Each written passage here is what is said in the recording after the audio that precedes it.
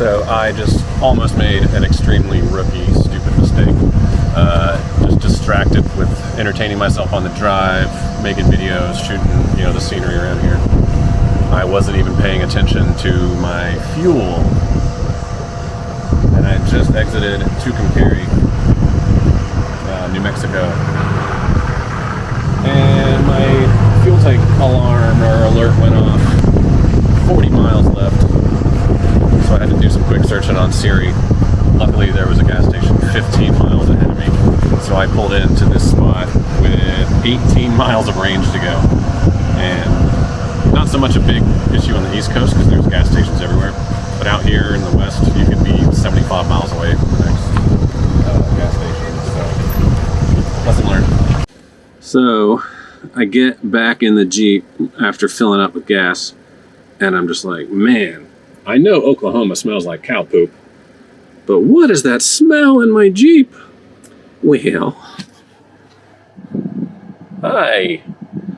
I think I left him in the car, or Jeep, whatever, a little too long, because he just exploded. And obviously I already cleaned most of it, but thank God for the drain plugs in the Jeep's floor. Man, that was nasty.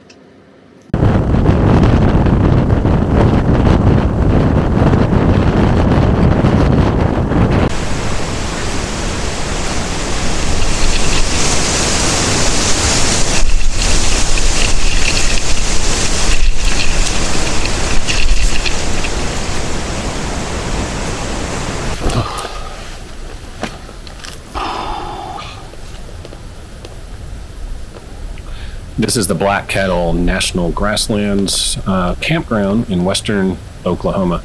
Really pretty site. It's free, so no reservations required. First come, first serve. Really pretty, although I had the distinct pleasure of showing up in late August.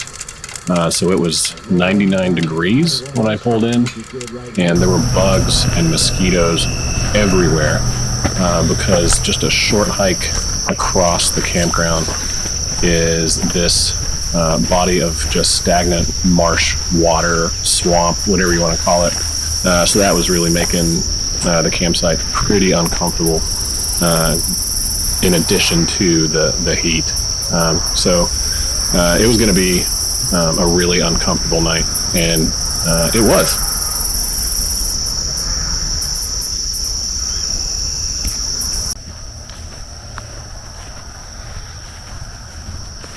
Walking back across the campground from the marsh water, you can see how open the campsites are. Unfortunately, you can't drive up to these picnic tables you see. I'm parked in the main parking lot, and then you have to walk over those rock barriers to get to the campsite. So that's not ideal. You don't want to have to drive your rooftop tent thousands of miles to then pull into a parking lot that's surrounded by beauty, as you can see, but having to camp in a parking lot, this was not at the top of my list of campsites on this trip.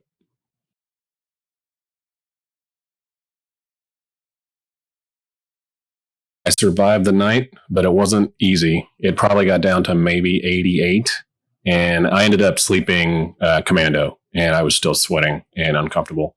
That campsite really took it out of me, and I just kept thinking, I've got another 3 or 4 days of camping and setting up camp, and 5 to 8 hours a day driving. So it wasn't in the plan, but here's my next campsite.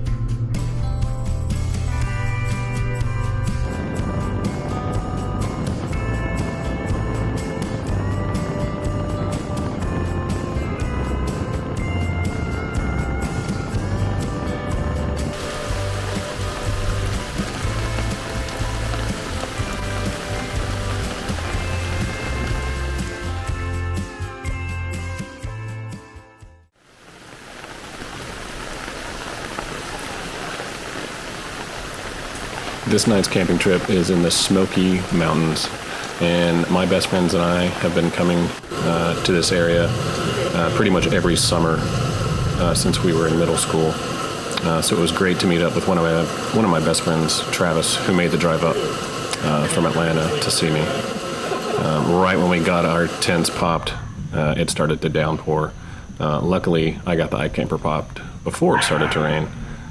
Sadly, Travis, we were putting his ground tent up in a downpour. Travis asked me what I wanted for dinner on this camping trip, and I just randomly said, how about some fish tacos?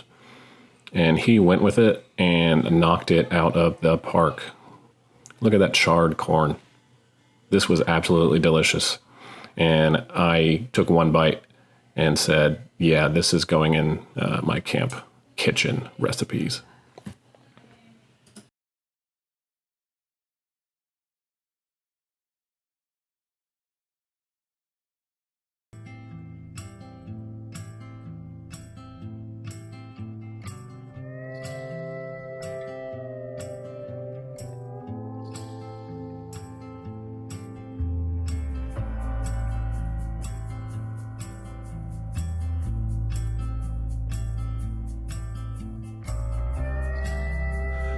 I was in the final days of my trip from Las Vegas to South Florida.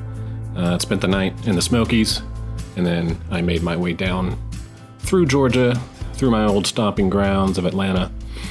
And then tonight's campsite would be just west of Jacksonville, Florida, in the Osceola National Forest. I was honestly ready to be home, to get to the house and settled. As wonderful as a 6-night camping trip sounded when I was planning all of this, it was exhausting. And you could hear it in my voice in the beginning intro of this video. But hopefully these videos will be able to show my girls where I was for the week while they waited to fly out and join me here in Florida. Thanks for watching.